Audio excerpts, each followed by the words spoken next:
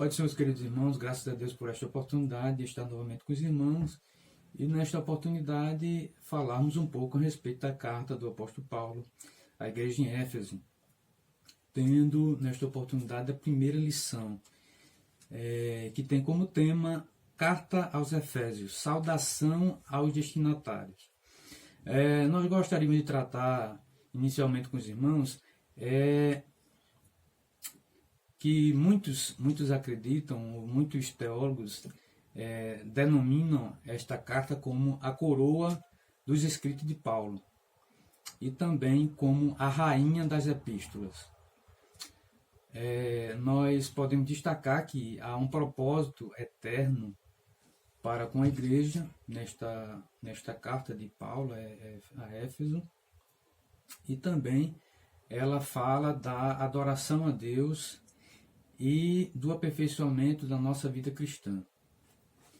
Esta carta foi escrita logo após a terceira viagem missionária do apóstolo Paulo, que foi feita à igreja em Éfeso. Na oportunidade, Paulo estava vindo de Corinto, esteve ali na cidade de Éfeso e passou cerca de 2 anos. Depois de trabalhar com os irmãos, testemunhar, discutir em várias plenárias, vários debates que teve ali naquela cidade com muitos religiosos, muitos estudiosos, e aí teve a necessidade de regressar a Jerusalém. Na oportunidade, quando ele volta a Jerusalém, ele é preso. Quando é preso, ele é levado a Roma, e então, quando está em Roma, ele escreve esta carta, chamada a Carta de Paulo aos Efésios. Esta carta tem como autoria, nós vamos ver nos capítulos iniciais da carta, Efésios 1 e 1, que o próprio reivindica a autoria desta carta. Nós vamos ler com os irmãos aqui, Efésios capítulo 1, verso 1, que diz: Paulo, apóstolo de Jesus Cristo, pela vontade de Deus, aos santos que estão em Éfeso e fiéis em Cristo Jesus. Então, Paulo já inicia dizendo que esta carta é dele, né? É escrita por ele.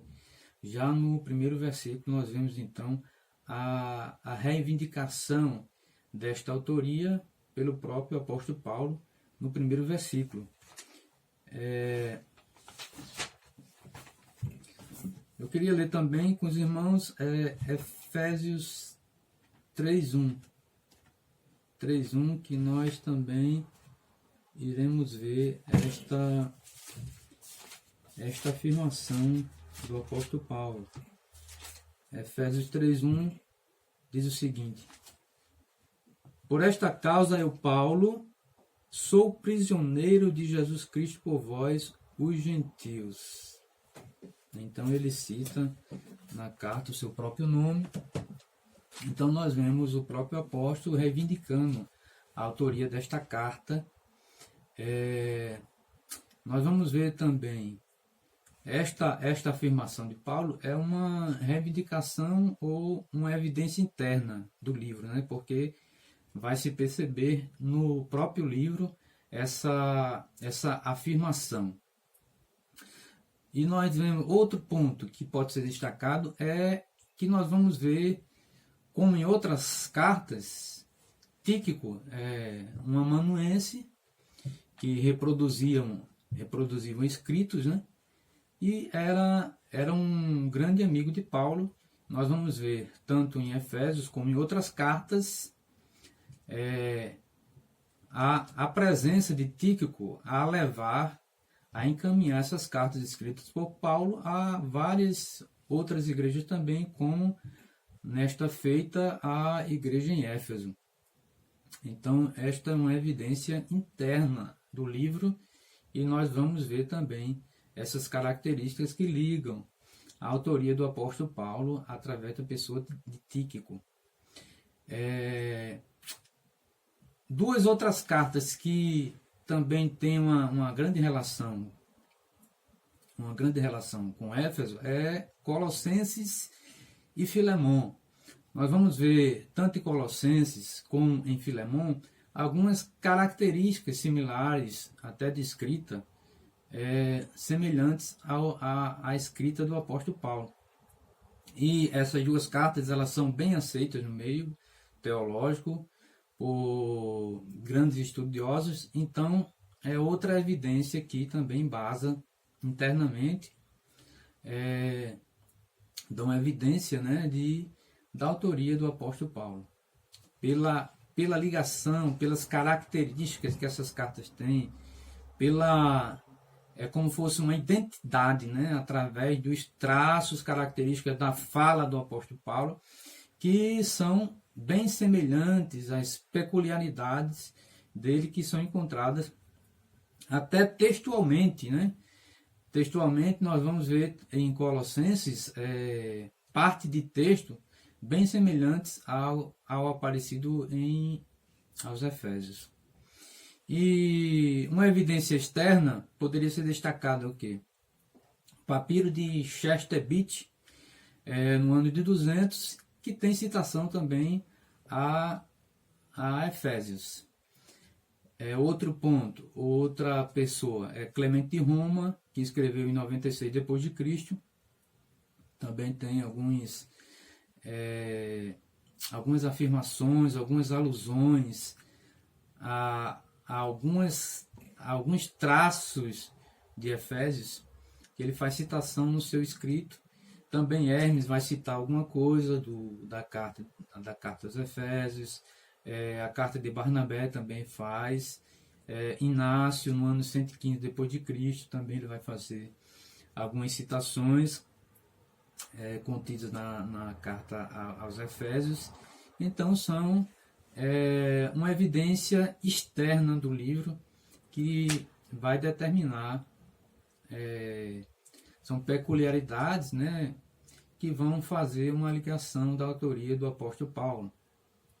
É verdade que alguns teólogos eles podem não concordar, mas grande parte acredita que foi um escrito do apóstolo Paulo. E também a respeito da autoria, nós queremos destacar também a data que foi escrita esta carta, que foi escrito cerca do ano 61, 62.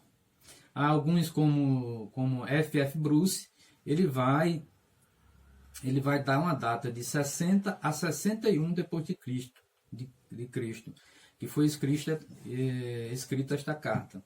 Então, vai haver apenas umas divergências, mas são divergências de anos, né? Apenas 1 ano, 2 anos, poucos anos de diferença, então não é nada muito sério. Outro ponto que nós queremos destacar são para quem foi enviada esta carta, quem são os destinatários desta carta. Esta carta tem num consenso, esta carta foi uma carta circular. Então, nesta carta circular, ela era escrita pelo apóstolo Paulo, alguém levava esta carta e ia repassando por algumas congregações, por algumas igrejas em cidades, né? Não contendo nome. E o que é que entende que aconteceu a respeito desta carta aos Efésios? É que ao longo do tempo, como esta carta acredita que foi primeiro direcionada à igreja em Éfeso, então quando eles reproduziam estas cartas, era colocado que eles, como se eles tivessem recebido esta carta, e então colocava carta aos Efésios. Esta carta ela tem várias peculiaridades que elas podem ser utilizadas não apenas à igreja em Éfeso, mas também a muitas outras igrejas. Um ponto que nós queremos destacar é o contexto. Qual era o contexto ali na cidade de Éfeso? Éfeso foi uma cidade fundada cerca do ano 1050 a.C., ficava entre duas antigas cidades, Esmirna e Mileto. Era uma das mais importantes cidades da Ásia Menor e que atualmente aquela região é chamada Turquia, né? No tempo tinha cerca de 500 mil habitantes, tinha o maior anfiteatro do mundo com capacidade de cerca de 25 mil pessoas ali naquele anfiteatro. Havia também em Éfeso estádio com pistas de corrida e arena. E o que é que acontecia nessa arena? Havia muitas lutas de animais selvagens e também entre homens e animais. Outra coisa que nós podemos destacar é que o Átalo Filadelfo ele construiu excelentes docas e instalações portuárias ali também naquela cidade. E então ali em Éfeso tinha um principal porto da costa da Ásia Menor. Então essas cidades bem antigas que tinham portos, elas tinham um grande destaque, né? Porque eram através dos portos que tinham um grande relacionamento comercial, né, da época, até pela limitação de transportes. Então essa área de embarcações de portos era muito importante para o fluxo comercial das regiões. Então Éfeso tinha um grande destaque na época, era uma grande cidade ali na Ásia Menor por ter um dos principais portos, né? Um dos principais portos da Ásia Menor, então fazia essa circulação de mercadoria, então ajudava grandemente a sua circulação comercial. Mas qual outra coisa, antes de nós finalizarmos, nós teríamos que destacar também a religiosidade ali em Éfeso. Eles eram muito religiosos, tinha um templo chamado de Artemis, ou mais conhecido como Diana, e a gente vai ver na carta dizendo Diana dos Efésios, né? Então ela vai ser conhecida como Diana e também como Artemis. Então aquela região era uma região muito idólatra, que tinha um templo dedicado a deusa Artemis ou Diana, e era uma estrutura enorme.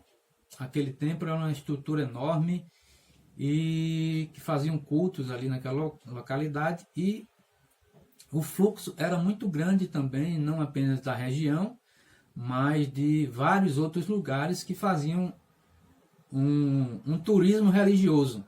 Então muitas pessoas circulavam por aquela região e tinham como objetivo fazer um turismo religioso e visitar aquele grande templo, aquele grande monumento, e não se havia uma estrutura tão grande em outros lugares, né? Então era um lugar muito atrativo por causa desse sentido religioso, e ali eles tinham grandes lucros com aquela atividade econômica ali. E eles também existiam os fabricantes de deuses, né? Os fabricantes de miniaturas do templo. Eles ganhavam muito dinheiro. Eles ganhavam muito dinheiro naquela região, até pelas reproduções que eram feitas do templo ali, dedicado a Diana. Então, aqueles comerciantes, aqueles artesãos, eles tinham muito medo de perder essa fonte, né? Essa fonte de lucro ali que eles tinham através daquele fluxo de pessoas que iam visitar ali o templo de Diana. Para finalizar, nós queremos destacar o propósito desta carta. Qual era o propósito desta carta? Por haver novos convertidos que vinham do mundo helênico ou grego, né? E esses novos convertidos, eles traziam no seu conhecimento que muitos mistérios, né? Muito misticismo, magia, e também eram também havia muita imoralidade, né, nas suas práticas, bebedeiras. Então, para poder conversar com eles, o apóstolo Paulo, então, escreve aquela carta àquela igreja que estava ali, naquele contexto, né, tão carregado, digamos, tão diabólico, que com idolatria, com misticismo, com magia, com imoralidade sexual, bebedeira e tantas outras coisas, né, que afetavam ali aquela cidade. E o apóstolo Paulo, ele vai se direcionar a este povo, a estes novos convertidos, e vai trazer uma palavra de esclarecimento, uma palavra de instrução que vai buscar fortalecer aqueles crentes ali. Apesar que Áquila e Priscila, eles falavam, testemunhavam, instruíam aquela igreja, mas até pelo vasto conhecimento do apóstolo Paulo, aquilo que deu o chamado de Paulo de ensinar, de ministrar, de instruir, né? De pôr fundamento nas igrejas, de instruir os novos convertidos com um embasamento maior a respeito da pessoa de Cristo, e buscar instruir aquelas pessoas que eles, a partir daquele momento, eles agora faziam parte, eles não eram, eles não viviam ali solitários, eles não viviam sós, né? Eles deviam viver agora com a ação do Espírito Santo, o direcionamento do Espírito Santo. E que deviam ser conscientes de que eles faziam parte agora de uma igreja. E esta igreja tinha Cristo como a cabeça, e eles, igreja, eram corpo de Cristo. E então, com esta afirmação, eles deveriam agora testemunhar a respeito de Cristo, e deviam ter um comportamento agora totalmente contrário àquelas práticas de idolatria, de imoralidade, de impureza, de bebedeira, do fluxo, né, da obra da carne, né? Deviam dar alusão agora à obra, às obras do Espírito Santo, né? Ou fruto do Espírito. Deviam ter, a partir daquela aceitação, daquela entrega, ter um novo comportamento, uma nova maneira de viver, uma nova linguagem, um novo comportamento, e deviam abandonar totalmente aquelas práticas. Nas outras oportunidades, nós iremos ver várias outras coisas, né? Nós vamos ver uma estrutura espiritual apresentada pelo apóstolo Paulo, que vai citar potestades, principados e tantos outros que fazem parte de o apóstolo Paulo, ele menciona, ele instrui, ensina, como se houvesse uma estrutura espiritual no ambiente tanto espiritual como diabólico, né? havia uma estrutura espiritual, e essa estrutura ela trabalhava em vários lugares, e trabalhava também ali fazendo e tentando levar as pessoas ao pecado, à prostituição, aquela vida de impureza. E agora Jesus liberta eles através da mensagem trazida por várias pessoas, e também pelo apóstolo Paulo, em sua grande parte trazendo uma mensagem da graça de Deus, trazendo uma mudança substancial ali à vida da igreja em Éfeso. Então, irmãos, era apenas isso que nós queríamos trazer para vocês. É apenas um resumo da lição, da primeira lição da carta do apóstolo Paulo à igreja em Éfeso. E conversando com o pastor, ele concordou que nós deveríamos repetir a lição, já que essa lição não foi tão abrangente para todas as pessoas, porque poucas pessoas assistem ao vídeo ou têm acesso em algum meio eletrônico, algum meio digital, e tem alguma dificuldade de aprender através desses meios. Mas, então, por isso nós, pela pouca abrangência que teve, então nós resolvemos o quê? Aplicar essa lição novamente, e acreditando que Deus nos vai propiciar o retorno, e nós estaremos fisicamente com os irmãos e poderemos conversar, debater a respeito dessa lição de uma forma mais abrangente, de uma forma mais profunda, com melhores debates, do que apenas vocês ficarem nos ouvindo aí, mas fisicamente nós temos uma melhor oportunidade de diálogo, de relacionamento, de expressão, né? É desta forma que nós temos um melhor aprendizado. Então nós acreditamos que Deus irá nos propiciar isso, e nós estaremos fisicamente com os irmãos, e até outras pessoas estarão ministrando, outros professores estarão ministrando a aula para os irmãos, e nós com toda certeza traremos um proveito maior para o nosso próprio crescimento e para o crescimento dos queridos irmãos. Então, nós ficamos por aqui e deixamos uma paz para todos os irmãos. A paz do Senhor para todos vocês, que vocês estejam debaixo da paz, da graça do Senhor Jesus, e que estas pequenas palavras, esses poucos momentos que tivemos com vocês, sejam de algum aprendizado, em o nome de Jesus.